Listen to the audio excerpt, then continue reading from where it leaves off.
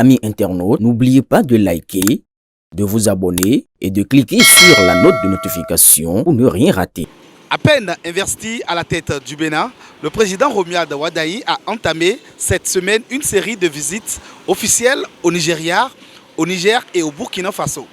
Ces déplacements qui témoignent de sa volonté de renforcer les relations avec les pays voisins suscitent de nombreuses réactions au sein des populations béninoises, notamment dans le septentrion où les échanges transfrontaliers occupent une place importante dans l'activité économique. Pour de nombreux acteurs économiques et habitants de la région, cette nouvelle dynamique diplomatique pourrait ouvrir la voie à un renforcement de la coopération et à une amélioration des conditions des échanges dans la sous-région. À Parakou, que pensent les populations de ces démarches entreprises par le nouveau chef de l'État? Sa visite constitue-t-elle un véritable motif d'espoir pour l'avenir économique du Nord Bénin? Nous sommes allés recueillir leurs avis. Depuis un long moment, nous avons été séparés de nos frères nigériens par la fermeture des frontières qui a vraiment créé beaucoup de désastres.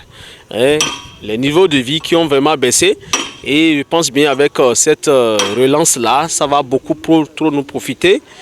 Et on souhaite que cela, n'est-ce pas, commence comme ça bien, que l'ouverture des frontières soit réellement faite et que les activités reprennent normalement pour que le niveau de vie puisse, n'est-ce pas, rehausser.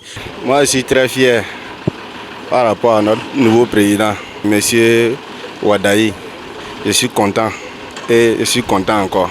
Et tout le monde est content de lui parce qu'il a passé de Nigeria, sorti Niger, aller au Burkina. Et on le souhaite encore, il n'a qu'à descendre en bonne santé. Je suis très content. Mais tout ce que nous les chauffeurs ont pris, il faut qu'ils vont ouvrir les frontières.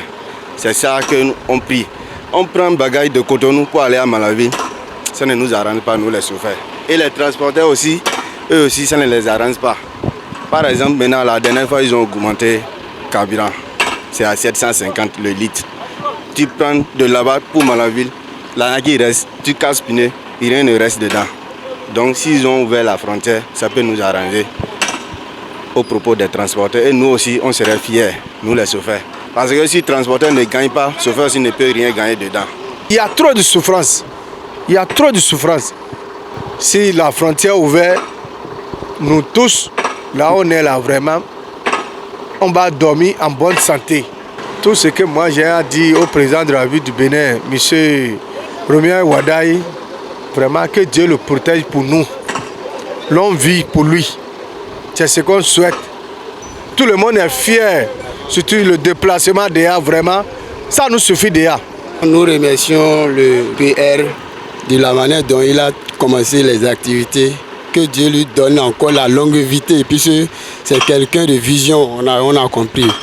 Il est quelqu'un de vision. Nous, aujourd'hui, les apprentis qui sont en chômage aujourd'hui, nous souffrons. Comme il est allé au Nigeria et Burkina et trucs là, on a vu que d'ici à là, il y aura alliance. Ils vont s'entendre pour pouvoir nous ouvrir les frontières. Au terme de ce micro-trottoir, une tendance se dégage. Les populations de Parakou suivent avec beaucoup d'attention les premiers pas diplomatiques du président Romuald Wadayi.